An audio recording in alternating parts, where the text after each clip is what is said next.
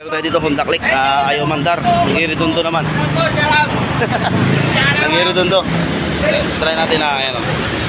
May iridundo yung mga par. Ito. Pakinggan nyo. Nag-iridundo yan.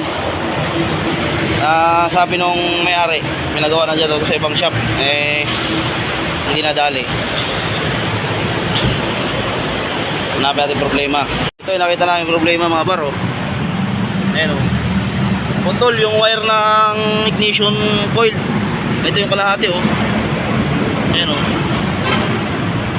Gumagasgas siya dito oh, sa plastic na yun oh. Ayan, idudugtong na lang. Para titestingin natin. Kasi kala namin lost com kasi nalambot ni kickstart.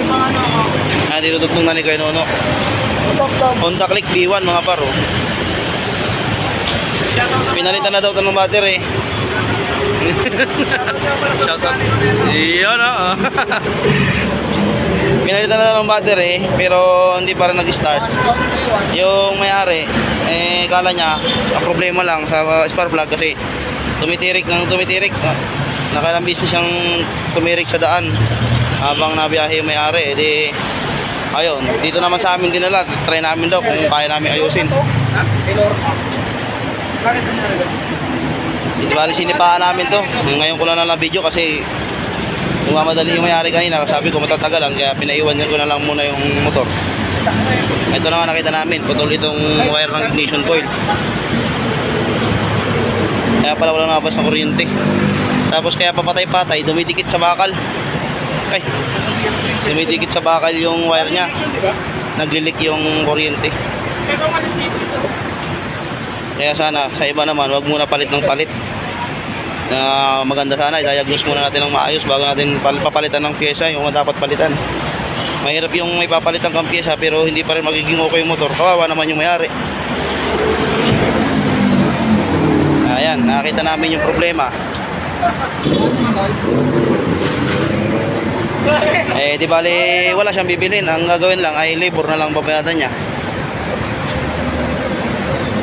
Tsaka ginawa pa nung isang gumawa nito, nirekta niya yung ano, nirekta niya yung tawag dito, side stand. Okay naman yan, problema nga lang hindi niya nakita yung talagang totoong sira. Ito, ayan, putol siya tapos dumidikit sa bakal. Yung kuryente imbis na pupunta sa spark plug, pupunta sa ignition coil, nagaground na kagad sa body. Ayan, ay nakita na namin yung problema. Kaya siguro, dali na to. Mamaya, update natin mga par. Kakabit na yung spark plug cap kasi may kuryente na. Tatry na nating panda rin. Ito, nakarekta na. Hindi na namin binago to kasi wala na siguro tong side stand na switch side stand switch, yung kill switch nya, side stand.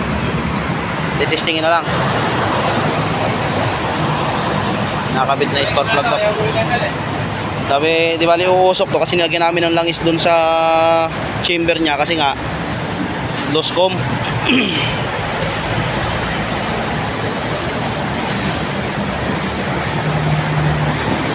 Yan, nakakabit na ni Kuya. Start na natin, tignan natin kung aandar na. Kasi may kuryente na, kanina wala talagang kuryente kasi dahil natin. May dugtong niya na. Ayan. Dugtong na. I-organize na lang pag umandar na. Ayan, testing tayo mga pa.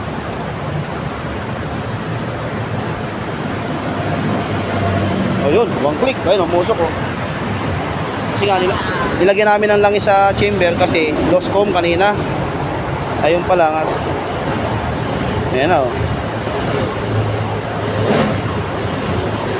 Ayan na, wala na oh. Makawala din naman agad yan kasi konti lang naman langis yun. Yung mga pinagbabawal na teknik.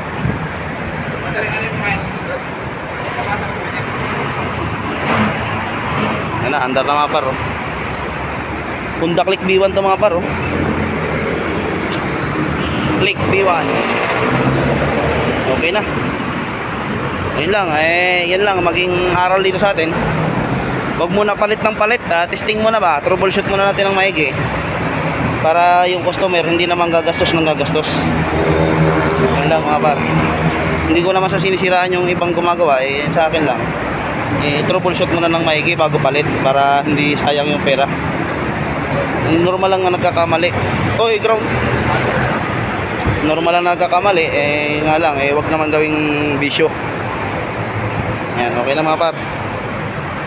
I-organize, tapos balutan yung mga wire na dapat balutan, at okay na, tawagan na natin yung may-ari. Okay, yun lang.